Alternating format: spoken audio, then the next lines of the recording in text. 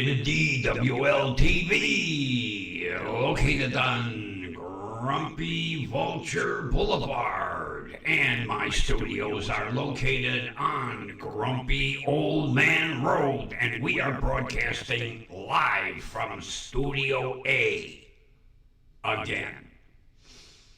Hopefully, we're back to normal. Yesterday, oh my God, you talk about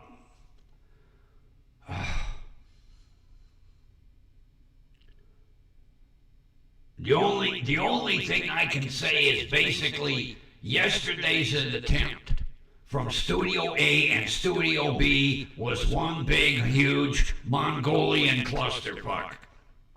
Jesus. First of all, I do the whole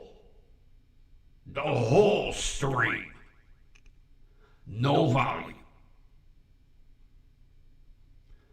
So, I'm in panic mode now. We're working over in Studio B, swapping things around. I grab a microphone, I plug it in, I attempt to explain what the hell happened.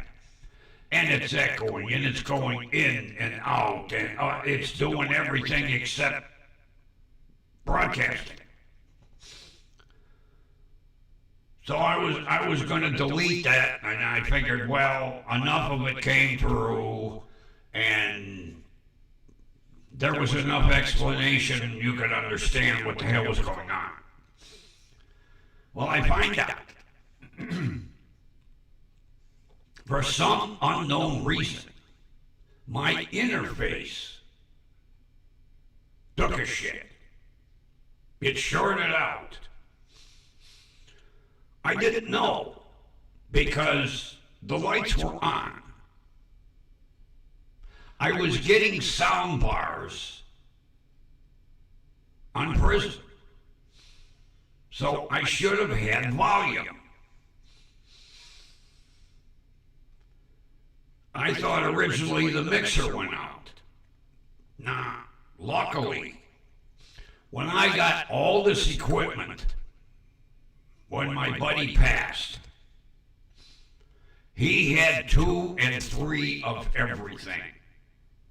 Microphones, oh, Jesus Christ, he had microphones up the ass. I've got microphones up the ass. But he had 2 interfaces. 2 mixers. I mean, he got 2 of everything. So I disassembled everything in the studio because I didn't want to put something in, and so I took everything apart. Now I have a new mixer and a new interface. This way I've got the old equipment out. I can test it separately. Well, the mixer was fine. The interface, the volume, the sound portion of the interface. Now, this is what's goofy. The microphone sound portion of the interface quit working. Now, if I had like a get-out tar hooked to it, that side works. The instrumentation side works. The microphone side doesn't. Now, I'm hoping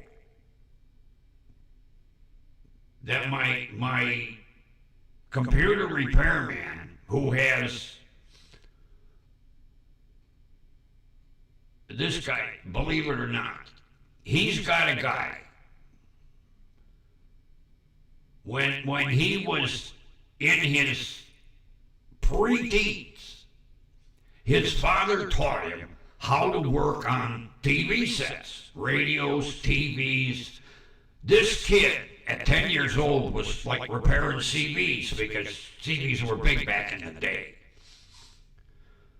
So, he's contacting this electronics repairman to see if he'll take a look at my interface, because I would like to have him back.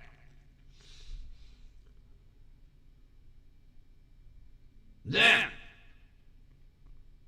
for some unknown reason, I get everything all hooked up. Like I say, I've got the new mixer, the new interface. My Moon microphone won't work. Now it lights up, but I wasn't getting any audio. So that's going to go with the interface. Find out what's wrong with that. Then, I discovered over in Studio B, the problem with that microphone came down to a frayed USB cable.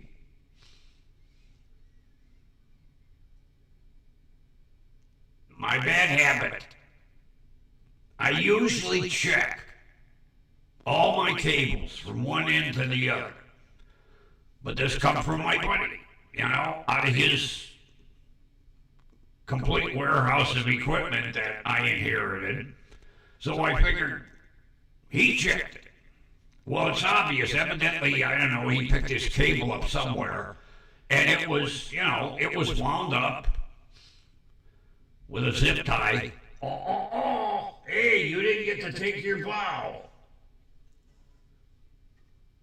Although we didn't say the magic word, we are a division of the Grumpy Vulture Productions. Take your bow. There. Sorry. I won't fuck with you with the zip tie. Okay? Watch your lava lamp. It's lava-ing. And I was telling you, I got this light over here, multicolor, changing light, and it kept quitting. Well, I had a spare one of those. For some reason, this one, it won't stay on. Although these are originally powered with a remote. So what I'm thinking is this one is not in the full, red, green, blue color changing mode. So I got to try to find the remote that goes with these color changing lights. But I found the twin and it's working fine. Now watch it quit.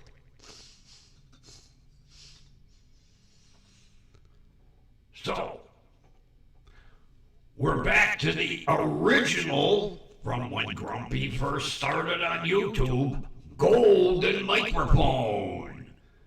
Now I know this one works. I have tested this one many times. But like I say, I'm still playing with volume adjustments because I have to adjust the interface, I have to adjust the mixer, and I have to kind of get it to gel with Prism. So I'm looking at the sound bars on Prism.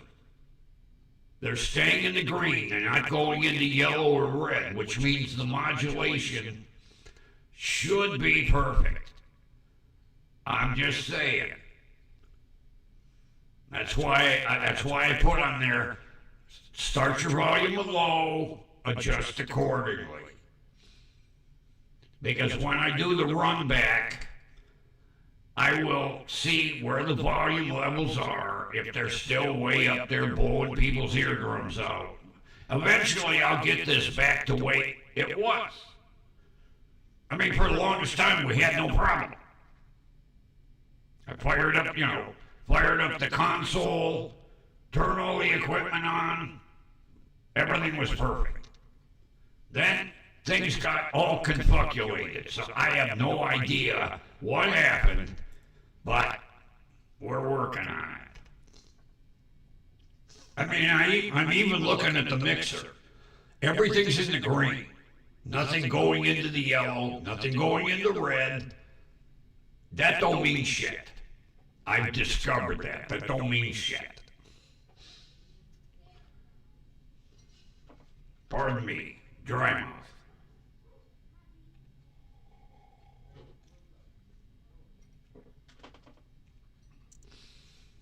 I had an interesting morning. I mentioned yesterday, although nobody heard it. I got a taste for these Hungarian breakfast biscuits my grandmother used to make. In Hungarian, they're called polgácsas. It's like a Bisquick biscuit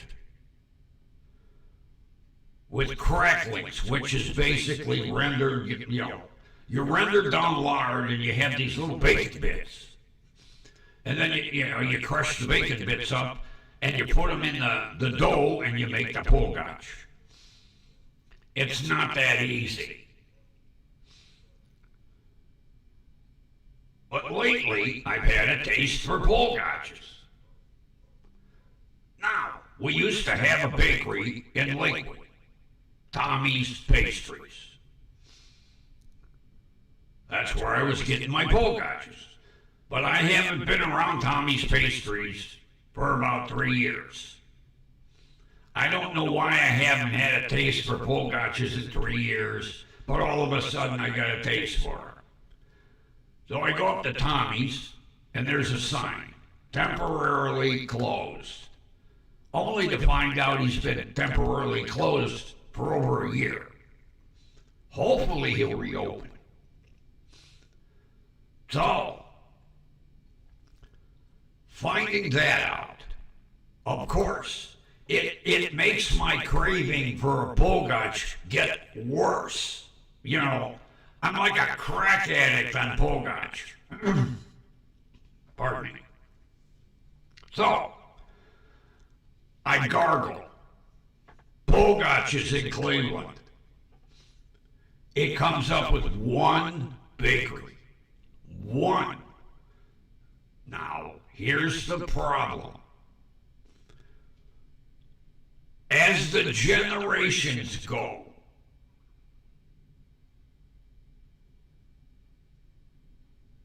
like from me to my son, and what would, if he had kids, the demand, or I'll say demand, that's the wrong word, but the taste for authentic ethnic foods dissipates. Now, my son doesn't like any of this ethnic food that I grew up with, So, unfortunately, it's like that trickle-down theory. If there's no demand for it, nobody's going to make them. Well, it's obvious there's no real demand for them because we only have one bakery that'll make them. Now, when I was talking to the baker, let me back up. The shop that carries the polgács is Farkas Pastries, 2700 Lorraine Avenue, down by the West Side Market. He's not sponsored me, although I suggested, I'll mention your name on my YouTube channel and you could pay me in polgács. And he just kind of gave me that look like, I want to kind of throw this out to any Hungarians out there that might, remember what a polgács was like and go, oh, I think I'll be like the grumpy old man. I want a polgács. Needless to say, when I walked in there, you talk about old world ethnic pastry. I was looking at a tort in the glass case. How he got them little thin layers in there amazed me. And he was telling me he don't scrimp. He uses the finest ingredients, especially chocolate. And like the poppy seed and the nut rolls.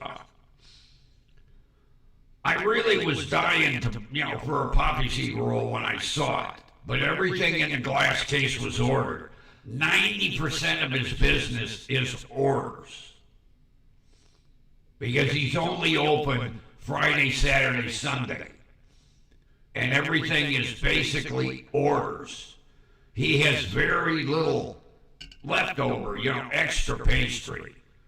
Now he's got some certain items, but like the poppy seed and the nut rolls, those were ordered. So I told him, if I really get a taste for it, I'll be calling you. Grumpy old man wants a nut roll. He wants a poppy seed roll. He wants more pogach. So after I picked up my pogach, I was going to eat one on the way home, and I was like, no, I don't want to ruin the surprise. I'm going to have one later. I'm going to ration them, because I could eat up the whole dozen. I decided to take like a little sentimental cruise through my grandparents' old neighborhood, because they lived a couple of blocks from the bakery. Well, the last time, see, I kind of debated, because the last time I took a ride through the neighborhood, it was back like in the early 2000s. Where my grandparents' house was a vacant lot, only to find out the house burned down. Oh, that broke my heart. So I debated when I left the bakery. I was like, oh, yes, no, yeah, okay. As I come down the street, I looked over, and I did a double take. There is this huge house that takes up 2.5 lots. I couldn't believe it. I was like, holy shit. Well, I looked out, because while I was like staring at this house, the owner came home. So I said, hey, can I get in a few words? Would you like to talk to the grumpy old man? He was like, oh, what do you want? So I told him, I said, well, your house happens to be sitting on one of the lots that actually contained my grandparents' double house. And it burned to the ground back in the late 90s. So we started to have a pretty good conversation, because he was surprised. He was like, really? I said, yeah. I said, matter of fact, that little itty-bitty house on the corner was my first home. I mean, it is a big, tiny. So we finish our conversation, and as I go around the corner, here's 2 more of these big monster houses and a third one under construction. Evidently, Ohio City is expanding, because they wouldn't be building these houses if the property values didn't go like sky high. I was going to get nosy and ask him how much that house was, but it had to be big bucks. And for the longest time, Ohio City stopped at Lorraine. Well, evidently, it's creeping across Lorraine. It's now coming south of Lorraine, because you ought to see these houses. They're freaking huge. That would have been the last neighborhood I would have thought to build a house like that. But, like I say, there were more right around the corner, and I would tend to think more to come. The only unfortunate thing is, in order to build some of these houses, they're going to have to buy up the old properties and tear down the old houses. Now, yeah, some of them should have been torn down years ago. But there are still some that really, the nostalgia of the neighborhood. This is what pisses me off. These builders come in, and they just got money on the mind. You want to leave some of the nostalgia. There were a couple of houses that I remember from when I was a little kid that the owners are really taking care of. But some builder come in and go, hey, that house is valued at $60,000. I'll give you $100. I want the lot. Of course, if people don't care about the nostalgia, they're like, okay, give me the money. Bring the bulldozer in, Jake. Gone.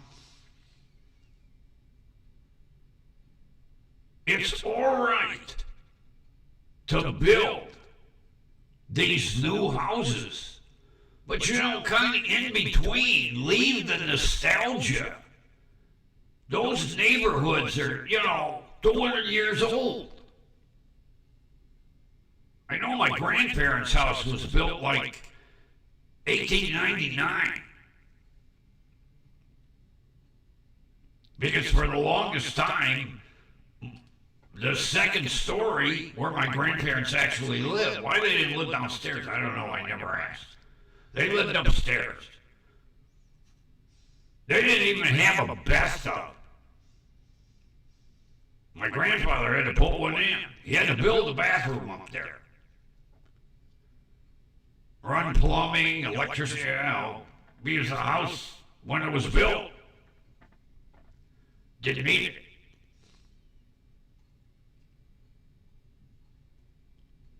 So, like I say, it's all right to build these new big mini mansions. I couldn't believe it was a one-family house. I was like, holy fuck. Somebody, take a drive. Go down to West 29th and Chatham. And drive, come off Lorraine, turn on 29th, go south to Chatham, hang a left, look at this big fucking monstrosity, then go to 30th, hang a left, and there's two more, and one under construction. And then take a look at the older houses that still have the charm of the original neighborhood. God, I couldn't believe All-State Barber College is still going. I had my hair cut there many, many times. That's where my grandfather would take me. The only thing you had to worry about is maybe like losing an ear. But yeah, we used to go get a haircut at the Barber College. I think it's right on the corner of 26th and Lorraine. North side of the street if you're heading down towards the West Side Market. All-State Barber College. I'm glad to see it was still functioning. It brought back memories. I got in the truck. I started the truck up and I went to pull away and I happened to glance to my left and went, the Barber College. I remember that. My grandfather taking me there when I was like 7, 8 years old. It's still going strong. If you want a cheap haircut, go down there. You might come back missing half an ear, but no. They have professors that constantly circle, check the students, probably carry super glue in case, he whacks off the top of an ear, they glue it back on.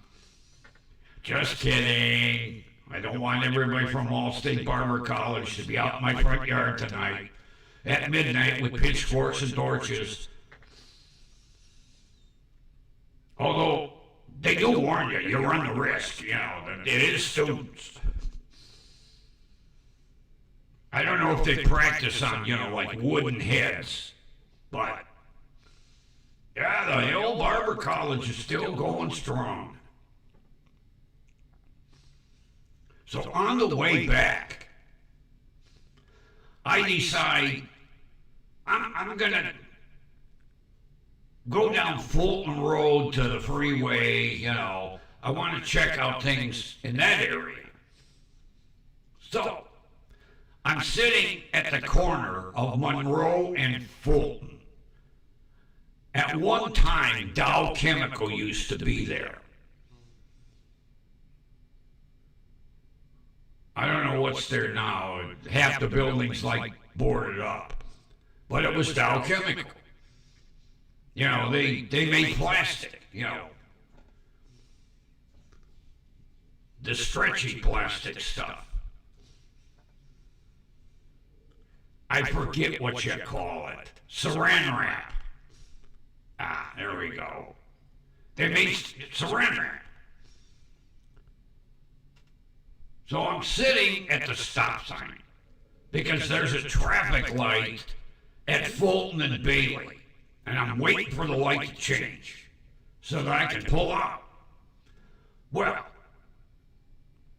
if you know the shit box, I've got a Vista, Federal Vista emergency light bar on the top of it. Here's this rotten, rusty shit box with a set of emergency lights.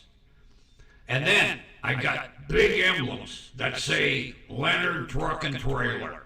I advertise. They're here in Ohio. I wrote it one day. I said, hey, my name's Leonard. Can I have some signs? They sent them.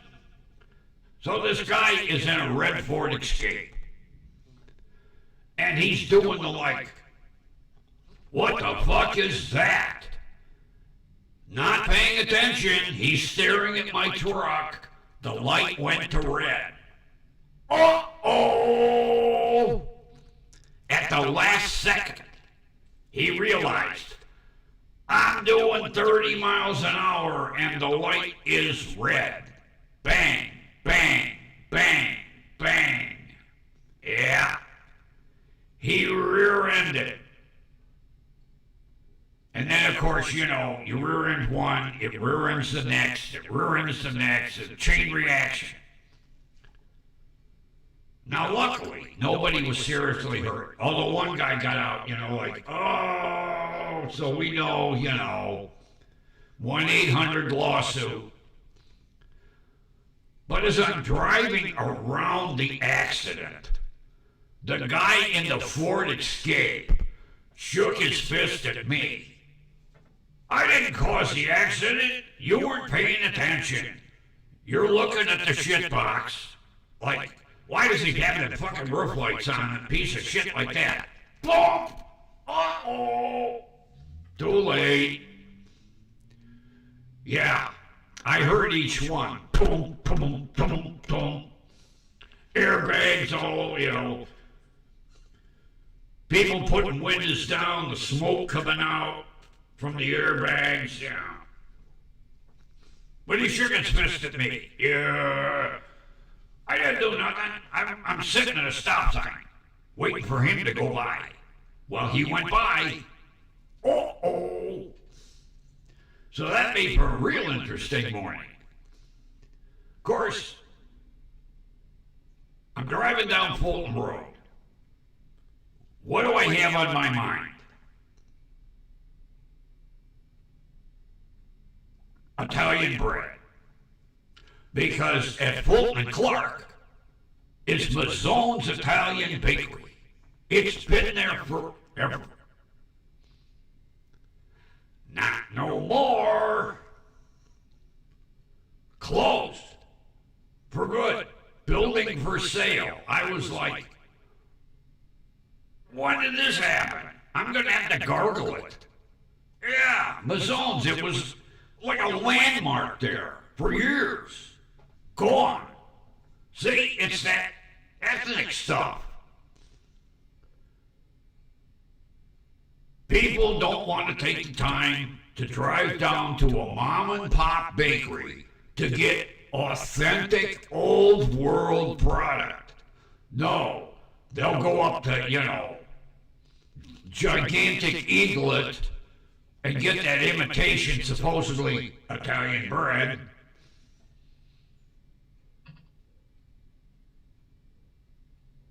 So chalk up another one. I can't drive down to Mazzone's to get a fresh loaf of Italian bread. Now, I know where I can get some. I can go to K&K Portage Meats at Warren Village. They bake fresh every day. I just have to call them and say, Grumpy old man wants a loaf of Italian bread for tomorrow. Okay, it'll be ready. So I can get it. I like, where possible, the real authentic.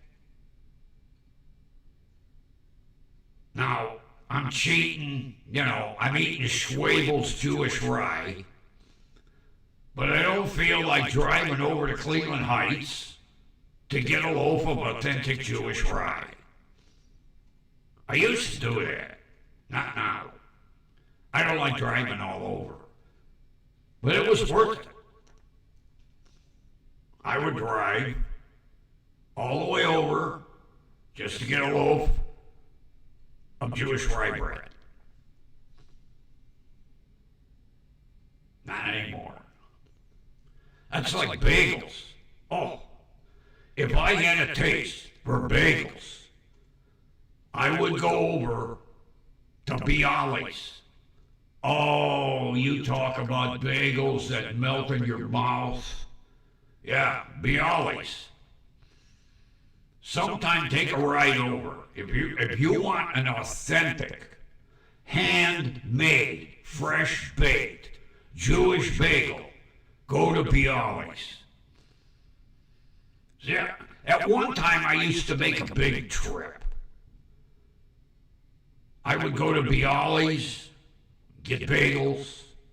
I can't remember the bakery I got the rye bread from, but it was another bakery separate and apart. Then I would drive over to Bedford, to Kaiser Meats, and get my authentic Hungarian sausage. There's only one shop now. It's probably at the West Side Market too, but I'd make a big trip.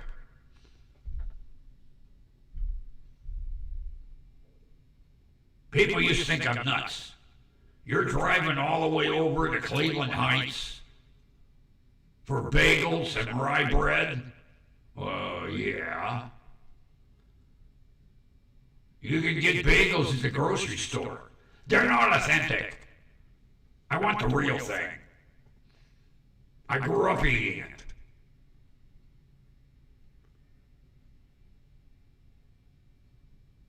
I know. It's kind of stupid. But it's the way I am. Authentic. Authentic ethnic food. Yeah, I could go to the grocery store, get a bag of, bagels, day old, whatever. They're not authentic. They're not true ethnic. So I would drive all the way to Cleveland Heights for a dozen bagels. And then I would drive to Bedford to get a couple of pounds of Hungarian sausage. Authentic ethnic. Same thing. Now, you can't get a knockoff Pogach at the grocery store. They don't make them. So I drove down to Farkash Pastries, 2700 Lorraine, call an order first, and ordered the dozen Pogach. I picked them up today. They're waiting for me. I didn't cheat. But the problem is, they're like Lay's potato chips. You can't just eat one. It's going to be hard to, take one out of the bag and close them up. Because I'm going to want to eat more. I could have, had I ate one on the truck on the way home, by the time I got home, I'd have had an empty bag. I hope they taste like my grandmother's. Although, it's a fairly easy recipe. Hey, wait a minute. Time out. Why didn't you remind me? Gotta go to Studio B.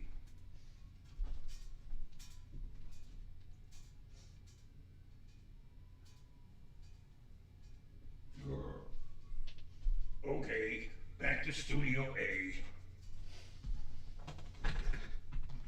That was a commercial break. Actually, it wasn't. It was a cigarette break.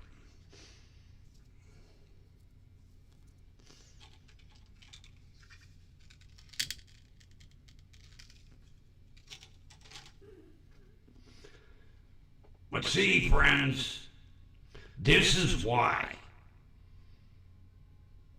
we don't have those little mom and pop places anymore.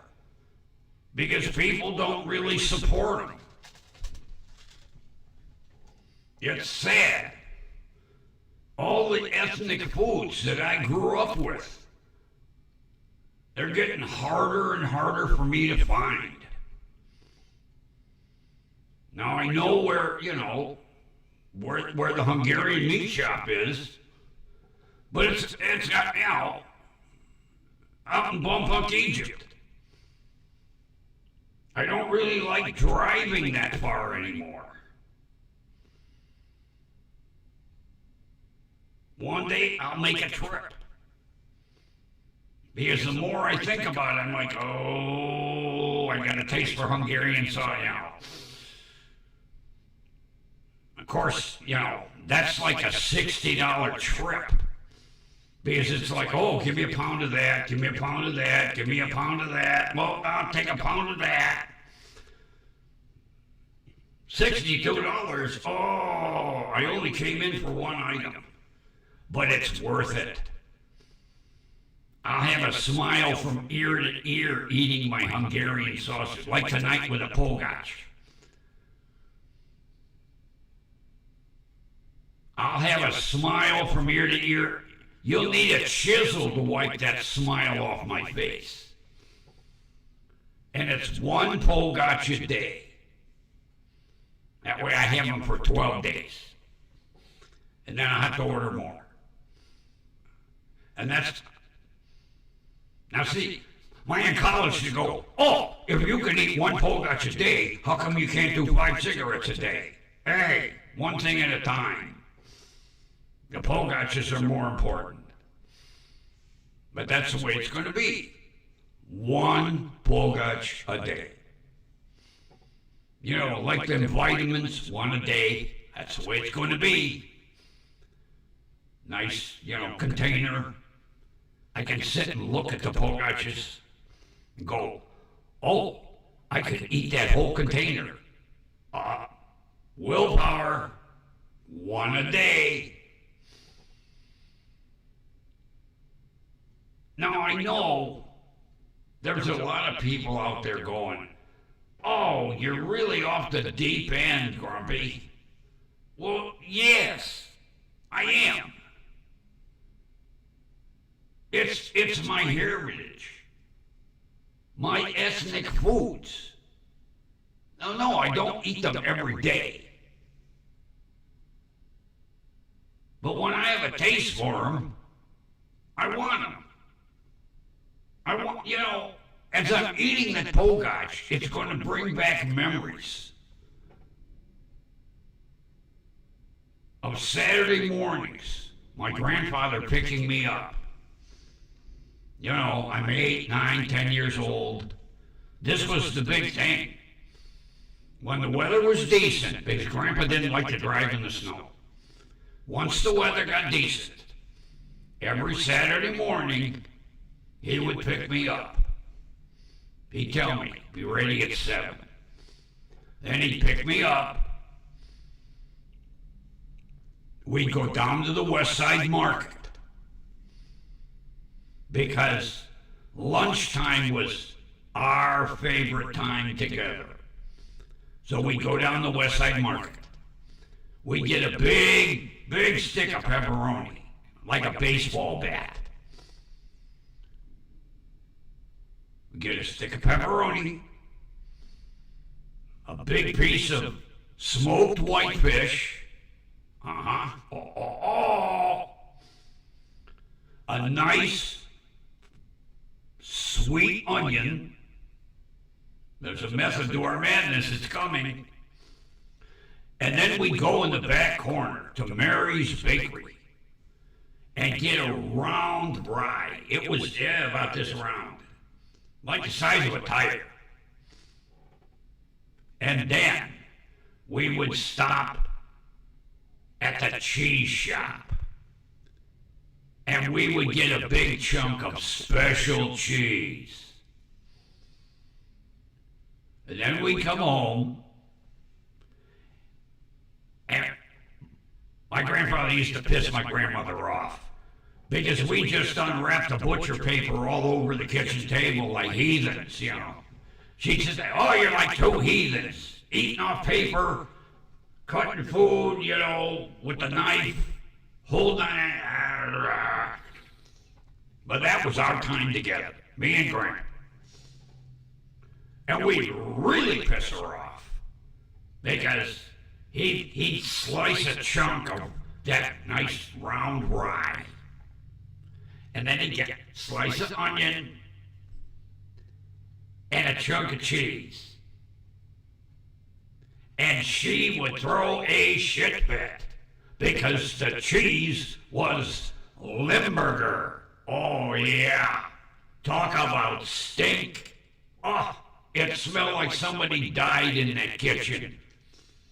Limburger cheese smells like decomp. But,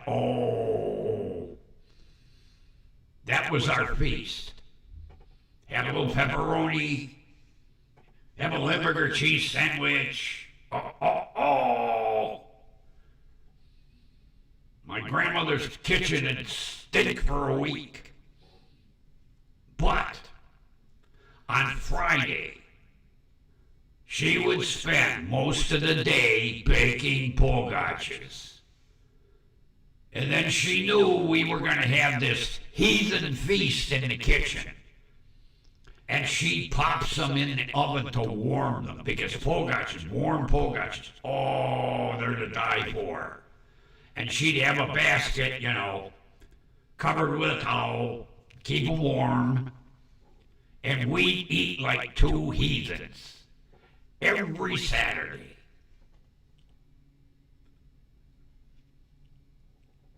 If she could stand the stink, she would be making a pot of chicken paprikash because she knew I liked it.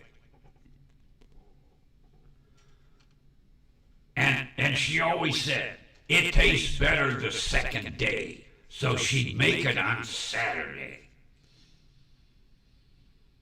So while she's making the chicken paprikash, my grandfather and I were like two heathens having our feast at the kitchen table.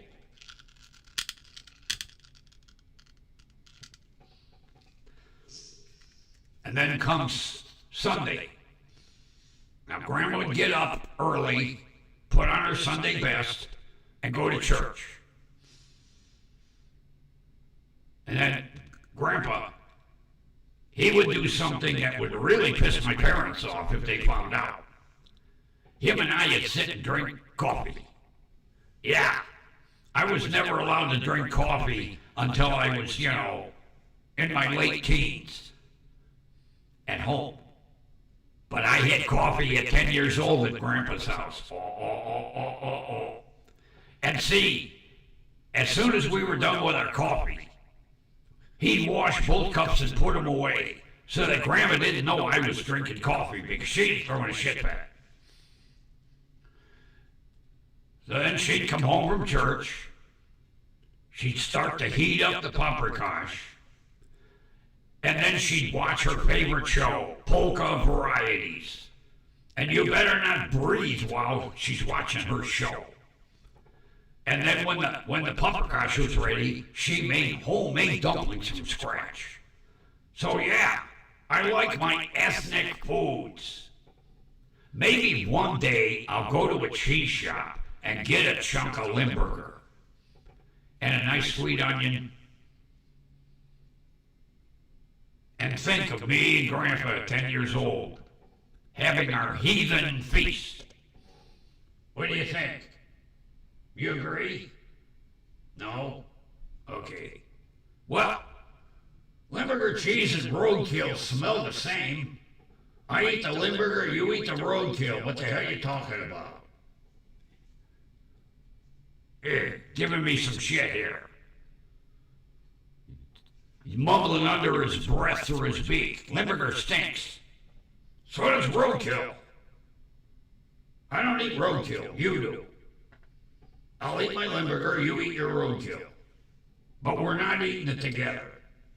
Don't get no ideas. So that was why I had to make my trip down to Farkash Pastries and get my Bogachas. And I hope when Tommy comes back from Budapest, he reopens his shop. He had to go over there. He had some property he had to sell. Why it takes a year, I don't know. Maybe there isn't a big market for, old farms in Budapest, but he had to sell some property. But he's supposed to, when he comes back, he's supposed to open the shop.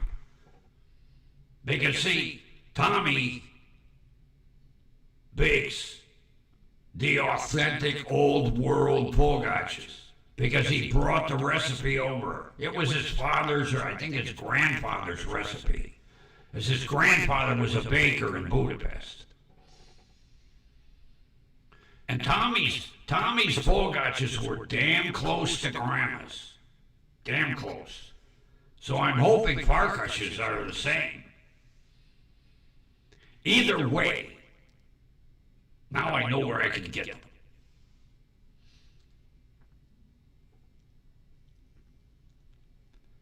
So, I'm going to check the volume after the stream. If it needs adjusting, I'm going to work on it. But like I say, I apologize up front. It's, like taking new equipment out of the box. Everything has to be readjusted. Not to mention we're using the golden microphone. Grumpy's golden microphone. I wish I had a golden voice to go with the golden mic. But yeah, this is the mic I started with 3 years ago. The golden microphone. It did Grumpy real well. I don't know why I ever swapped. Well, I wanted to try better, newer, the fancier ones. But old reliable is working fine. Hopefully. I'm seeing sound bars there. I'm seeing sound lights over here. I was seeing the same shit yesterday, so I hope everything is working. If not, this whole stream will be deleted. It was embarrassing enough. And with that, friends, the grumpy old man is going to sign off. And then after he signs off, he's going to have a pugach. And tomorrow you'll see a smile from ear to ear. And with that, where's my clicker? Hey, where's my... Get that out of here. Get out of here. Jesus. I can't see my pointer. There it is. I'll talk to you tomorrow. See you, bye.